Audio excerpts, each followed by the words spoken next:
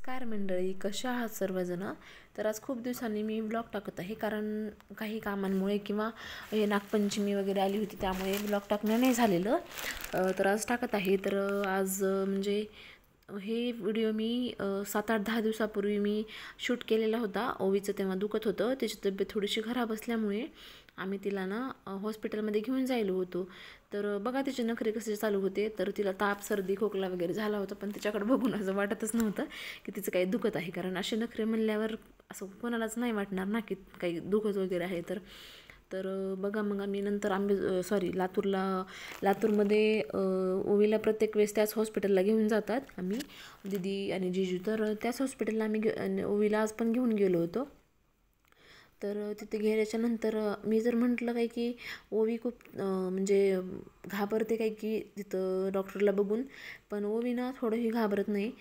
एवढं छान म्हणजे डॉक्टरला रिस्पॉन्स देते, सर्व काही विचारलं की व्यवस्थित सांगते. आणि हॉस्पिटलमध्ये गेल्याच्यानंतर मला म्हणते, मऊ माझा व्हिडिओ बनव, मी तुझा हाय करते. तर हाय करायली होती ती पण. आणि हे बघा, हे आम्ही डॉक्टरच्या कॅबिनमध्ये जाऊन बसलो होतो. डॉक्टर येणार होते, तर तिथे मध्ये जाऊन बसलो होतो. तर त्यांचं म्हणजे खूप छान असं त्यांनी डेकोरेट केलेलं आहे, कारण छोट्या लेकरांना पण भीती वाटत नाही की हे हॉस्पिटल आहे, म्हणजे छोट्या लेकरांसाठी खूप चांगलं हॉस्पिटल आहे हे. आणि सर पण खूप चांगले, सरांची आणि ओवीची तर एवढी ओळख झाली आहे, खूप जास्त ओळख झाली आहे. नंतर मग येते वेळेस आम्ही दीदीला चप्पल घ्यायची होती म्हणून मग चप्पलच्या दुकानमध्ये आलो होतो. आणि दीदीने एक सँडल घेतली तिथून. आणि मग ओवीचं दुखत होतं, मला ओवी म्हणत होती मला कॅडबरी खायची, पण दीदी म्हणली नको घेऊन देऊ, पण तरी पण मी घेऊन दिली. किटकॅट तिला घेऊन दिली होती. नंतर मग तिकडून आल्याच्या नंतर घरी मी गुलाबजामुन तयार केले होते. तर फर्स्ट टाईमच मी गुलाबजामुन तयार केले. तर कसे झाले ते पण मला नंतर कमेंटमध्ये सांगा. तर दिसायला पण कसे झाले होते ते पण मला सांगा नंतर. आणि मी टी-शर्टवर होते तरी पण दीदीनं माझा व्हिडिओ बनवला. तिला म्हटलं होतं नको बनवू. तर बघा, हे आमच्या इथलचं बाहेरचं वातावरण असं होतं. मस्त असं सूर्याची किरणं हे होते, यायले होते घरामध्ये. आणि मग नंतर आम्ही गेलो आंबेजोगाईला, कारण दीदीचा फॉर्म भरायचं पण होता आणि नागपंचमी पण आलेली होती, त्यामुळे मग गेलो आम्ही. तर हा आहे एकवत म्हणजे भावाचा उपवास जो असतो ना, तर त्या दिवशीचा व्हिडिओ आम्ही तिथे काढला होता.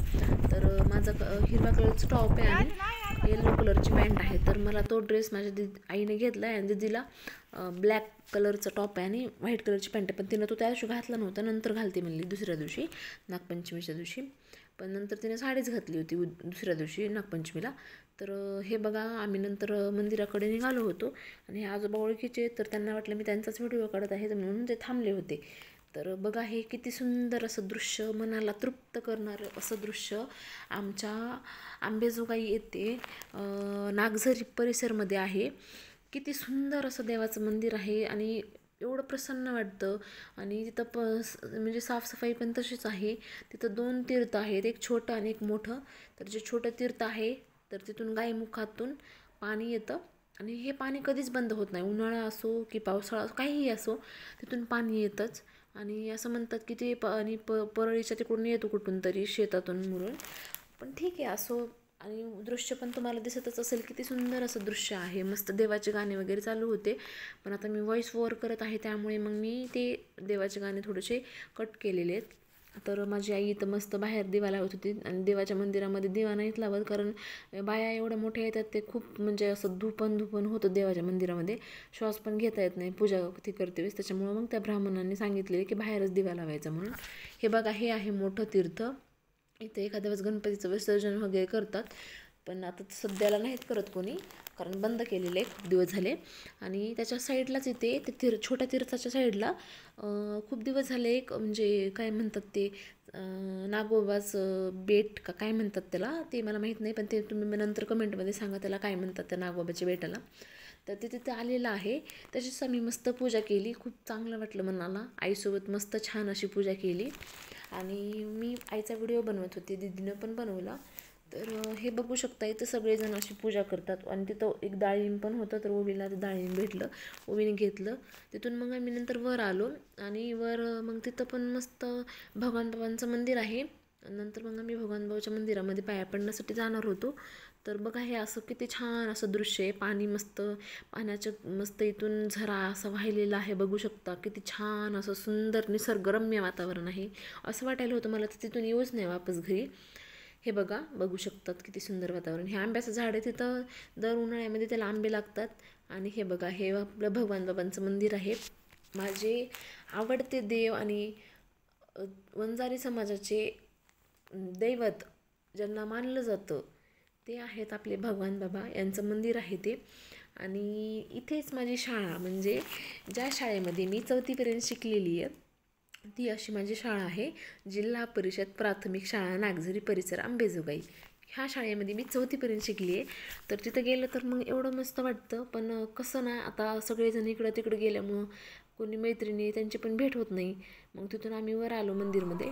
आणि ओवी बघा, हे मला देवाचं दर्शन करायचं म्हणून टुक टुक टुक टुक पळत होती. पळते, तिला खूपच आवडतं. आणि मग दुसऱ्या दिवशी आम्ही नंतर नागपंचमीच्या दिवशी तेव्हा पण आम्ही मंदिरमध्ये आलो. तर त्या दिवशी मस्त इथलची आधी पूजा वगैरे करून घेतली, मध्ये पण पूजा केली आणि नंतर इथलची बाहेरची पूजा करून घेतली. तर ओवीला तिथं पण त्या दिवशी पण तिला डाळिंब भेटलं, तिनं ते पण खाल्लं होतं. तर त्या दिवशी आम्ही साड्या घातल्या होत्या, मी आणि दीदीनं.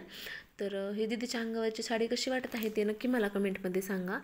तर हे बघा, हे परिसर आपला नागझरी परिसर अंबेजोगाईचा जो देवाच्या मंदिराचा परिसर आहे तो एकदम क्लीन आणि एकदम असा म्हणजे मनाला प्रसन्न करणारा परिसर आहे. तर कसं वाटलं ते पण मला नंतर सांगा तुम्ही. तर नागपंचमी हा एक सण खूप चांगला आहे, प्रामुख्याने सगळीकडंच साजरा करतात हा सण. आणि अशा आता श्रावण महिना आहे त्यामुळे मग महादेवाच्या मंदिरामध्ये पण गर्दा होता.